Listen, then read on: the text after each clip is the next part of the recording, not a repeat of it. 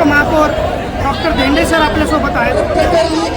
Sir, तुम्हाला काय वाटतं, म्हणजे कालचा जो नजारा होता, काल जे आपण जंतर मंतरवर पाहिलं, अमानुषपणे लाठीमार केला आहे. पोलीस जे होते त्यांच्या रस्त्यावर नंबर प्लेट होती, गाडीवाली पोलीस होते, केस वाढवलेले होते,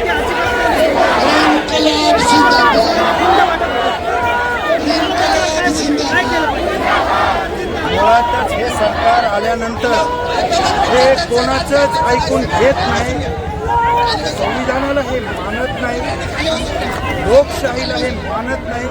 हे फक्त तानाशाही आणि आम्ही म्हणू तेच खरं या प्रकारचं सरकार चालवत आहे.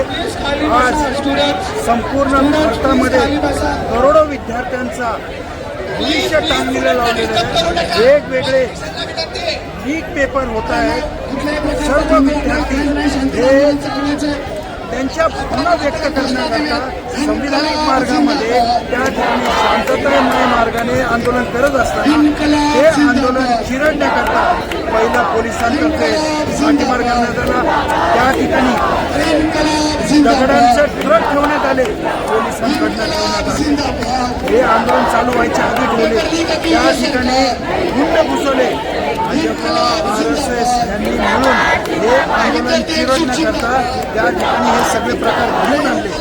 हे घडवत असताना मोदी असतील, अमित शहा असतील, धर्मेंद्र प्रधान असतील, यांना लोकशाही मान्य नाहीये, म्हणून त्यांना सर्व भांडवलशाहीच्या कक्षात टाकायचे, म्हणून हा प्रकार चाललेला आहे. त्यांना संविधान संपवायचे म्हणून हा प्रकार चालला आहे. आज संपूर्ण देशामध्ये विद्यार्थ्यांचा विद्रोह चालू आहे, पालकांचा विद्रोह चालू आहे, या ठिकाणी शेतकऱ्यांचा विद्रोह चालू आहे, शेतमजुरांचा विद्रोह चालू आहे, या ठिकाणी गरीब कष्टकरी अंग मेहनती वर्गाचा विरोध चालू आहे. हे सगळं चिरडून फक्त मनुवादीमध्ये वरिष्ठ 2%, 3% वर्ग राज्य करण्याकरता हे सगळं चालू आहे.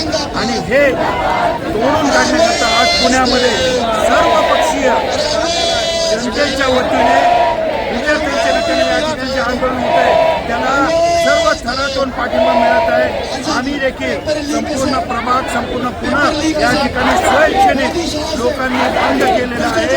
आणि त्या बंदमध्ये हे मोदींवर आवाज झाला पाहिजे की जनता पेटलेली आहे आणि तुमच्या जी सत्ता आहे ही सत्ता उधळून लावल्याशिवाय.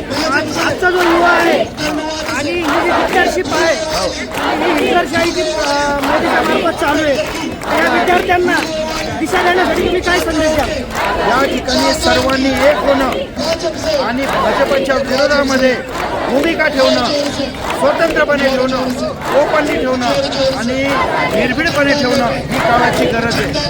आज हे सगळे विद्यार्थी आपण पाहतो विसर्जन करून हे आज काय इथं आलेले, त्यांना कामधंदे नाही आहेत, त्यांना शिक्षण घ्यायचं नाही आहे, त्यांना भवितव्य करायचं नाही आहे, पण हे सरकार यांचं भवितव्य अंधारमय करू इच्छिते. त्यांच्या विरोधात हे सरकार आलेले बोला की.